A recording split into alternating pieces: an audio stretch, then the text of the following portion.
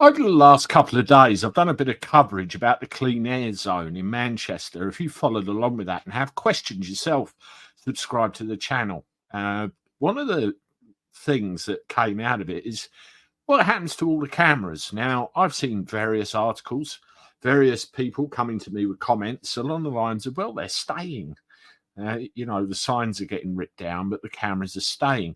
Is this happening in other towns, other cities, I wonder? And why? Well, you're all saying ANPR, surveillance, and all this sort of business.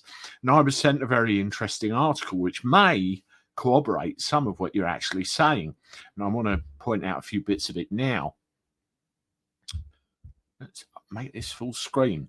So there are fears that drivers could be on a perpetual police mugshot lineup. A new law change will give the ability to run facial recognition searches on a database containing images of Britain's 50 million driving licence holders.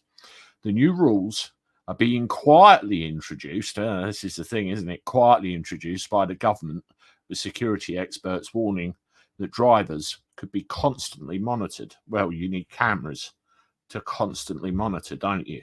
So if the police wanted to identify a person's name who has been caught on CCTV, the law changes would allow them to search driving records.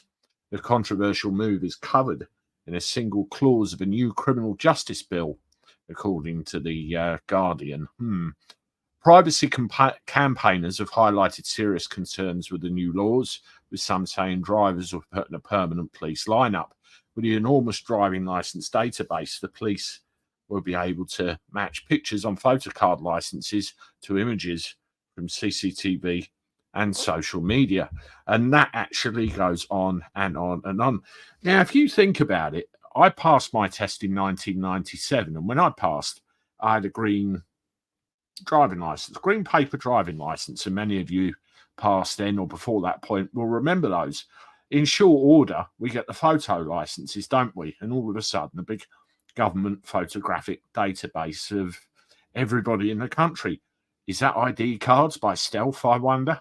And then you have this situation with the cameras, and all of a sudden, all of us everywhere can be on a lineup all of the time, every hour of every day. And if somebody does anything out of line or they want to pull somebody in for something completely trivial, they can just match the face with the license. Boom, they got you.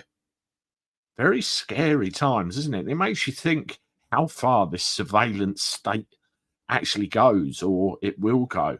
And, there's layer upon layer of, well, bullshit. They'll introduce one thing, have it complained about, only to replace it with another. We've seen it here. I think the same is true with ULEZ or anything else they're putting in.